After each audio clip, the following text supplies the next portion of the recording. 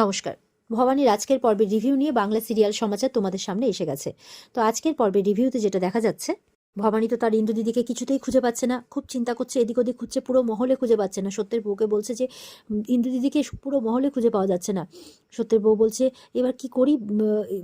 ইন্দু দিদির কথা বলছে যে উনি তো খুব একটা মহলের বাইরে বেরোন না, শুধু সকালবেলা করে ফুল করতে যান, সেটাও বলে যান আমাকে।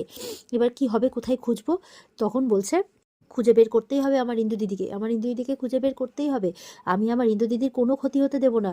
এই ইন্দু দিদি হচ্ছে এই রাজবাড়িতে আমার প্রথম সই, আমার প্রাণের চেয়েও প্রিয় আমার ইন্দু দিদি।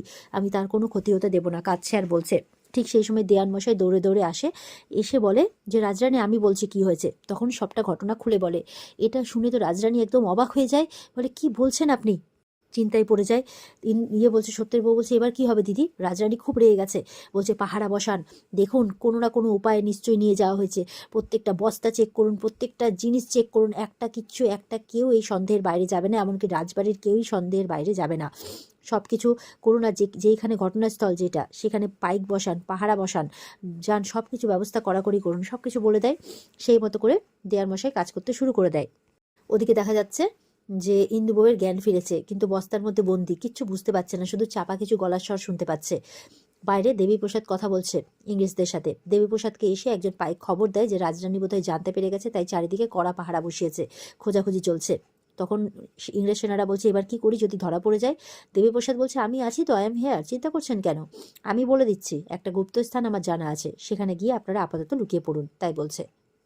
ওদিকে কিছু বিধবারা রানীর সাথে দেখা করতে গেছে, বলছে আপনারা এই সময়, বলছে যে বলবেন না, আমাদের মানে আপনি থাকতে নাটোরে, আপনিও তো একজন মহিলা, এই নাটোরে মহিলাদের উপর অত্যাচার, মানে বিধবাদের উপর অত্যাচার কেন আবার শুরু হয়েছে? আমরা আমরা তো আছি সাথে, আমার মেয়েটা দুর্গা, ওও অল্প বয়সে অকালে বিধবা হয়েছে, ওকেও তুলে নিয়ে যাওয়া হচ্ছে, আমার মেয়েটাকে বাঁচান, আমার মেয়েটাকে বাঁচান। তখন রাজরানী বুঝতে পেরেছে যে এটা শুধু ইন্দু বউকেই নয়, মানে নাটোরের সমস্ত বিধবাদের তুলে নিয়ে যাওয়া হচ্ছে।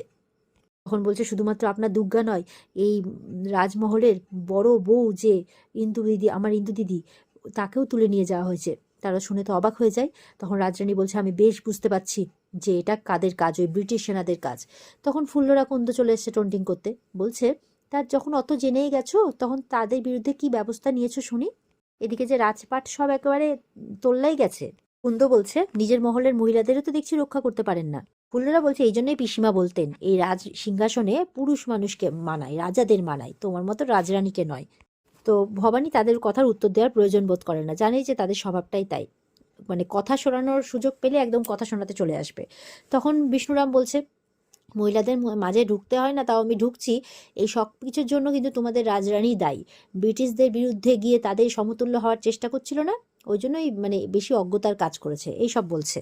যুগের হাওয়া বদল হচ্ছে, তাই যুগের সাথে সাথেই চলা উচিত। বলছে রাজরানীর এই তেজের কারণেই কিন্তু তোমাদের বাড়ির বিধবারা সব বলতে যাচ্ছে। তখন রানী বলছে ছোট হুজুর, বলছে আমি যা করেছি তা নৈতিক। জিজ্ঞাসা করুন তো, প্রজারা তো এখানে উপস্থিত আছে, যে ওই ব্রিটিশ সাহেবরা যে কর চাপিয়েছিলেন, বড় বড় কর, ওরা দিতে পারতেন কিনা?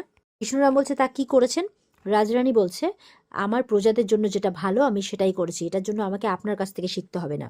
রাজরানী বিধবাদের কাছে গিয়ে বলছে শোনো, আমি তোমাদের মা, আমি বরাবরই তোমাদের রক্ষা করেছি, আজও তার অন্যথা হবে না।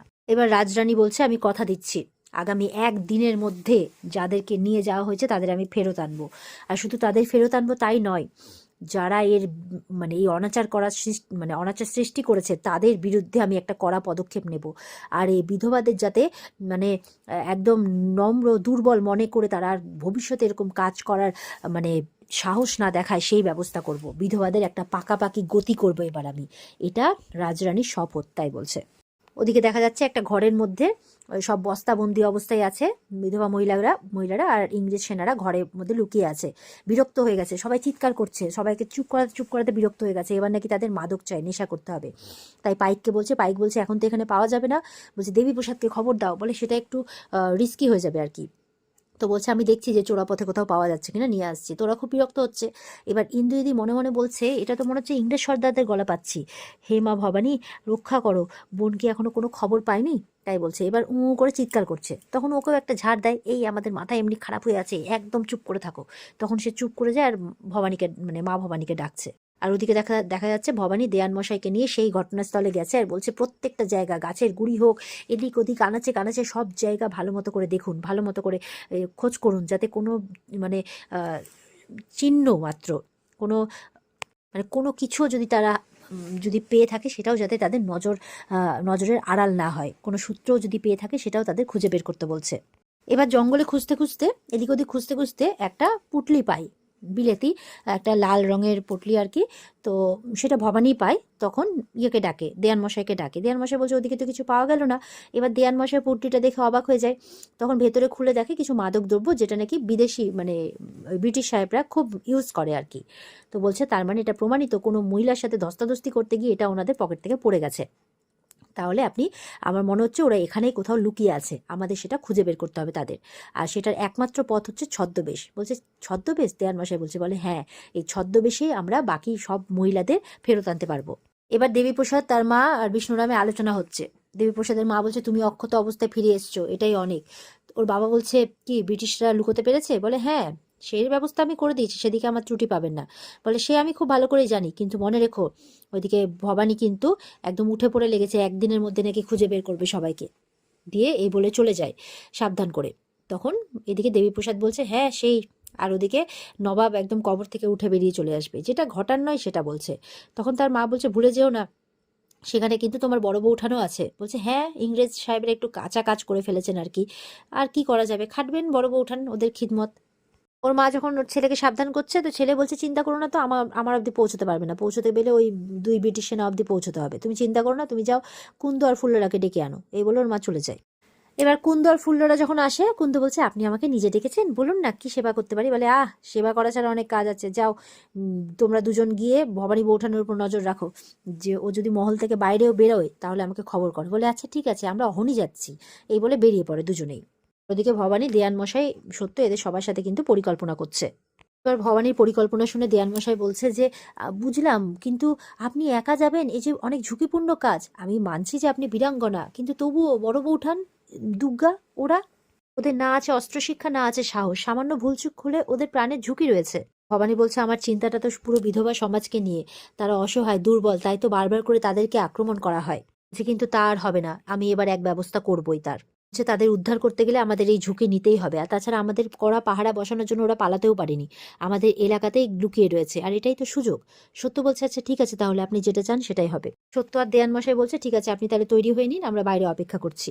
ভবানী বলছে এইবার ছদ্মবেশের পালা। আর এখানে আজকের পর্ব শেষ হয়ে যায়। তো আগামী দিনে দেখবো ভবানী কি ছদ্মবেশ নিতে চলেছে।